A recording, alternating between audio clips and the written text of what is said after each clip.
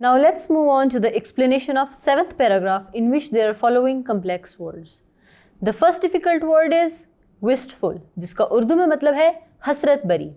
In English it means feeling slightly sad when someone wants something but cannot have it.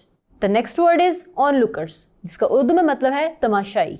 In English it means bystander, spectator, viewer, observer or witness.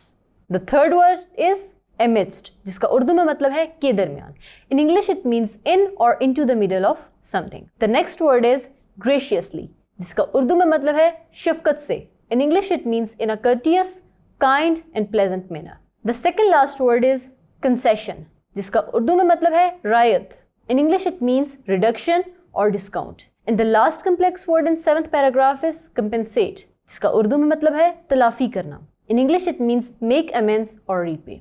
अब इस paragraph में writer ये कहता है कि मौलवी अबुल जब शमीम अहमद की न्यू दुकान पे जाता है तो वो देखता है कि बाहर बहुत ही बड़ा हजूम लगा हुआ है, लेकिन जितने भी तमाशाई होते हैं उनमें सबसे ज़्यादा औरतें होती हैं जो कि वहाँ पे उन रंगीन सूट्स पे जो वहाँ पे डिस्प्ले किए गए होते हैं उन्हें देख रही होती हैं. अब जब वो आता है दुकान में तो सबसे पहले वो कुरान की तिलावत करता है और फिर इफ्तिताह करता है, और अंदर आते ही वो सबसे पहले एक गुलाबी सूट उठाता है जिस पे कुछ प्यारे प्यारे फूल बने हुए थे और येलो कलर के डॉट्स थे, और वो शमीम अहमद से कहता है कि इसमें से एक जवान लड़की का सूट बना दो. अब शमीम अहमद अल्लाह का नाम लेता है और 7 गज़ के हिसाब से सूट काटता है. अब जब मौलवी अबुल पूछता है कि इसकी क्या कीमत है तो शमीम अहमद उसको कहता है कि 1 गज़ 6 रुपये का है, तो उस हिसाब से ये सूट 42 रुपये का हुआ. अब ये बात सुनते हुए ऐसा लगता है मौलवी अबुल को कि उस पर जैसे कि गोलाबारी हो रही है और जितने भी यहाँ पे कपड़ों के थान पड़े हुए हैं वो एक के बाद दूसरे उसके ऊपर गिर रहे हैं.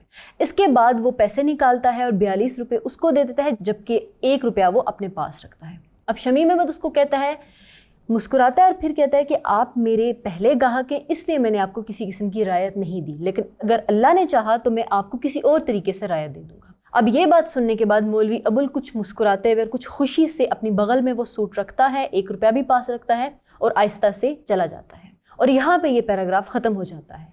I hope you have understood this explanation very well. Thank you.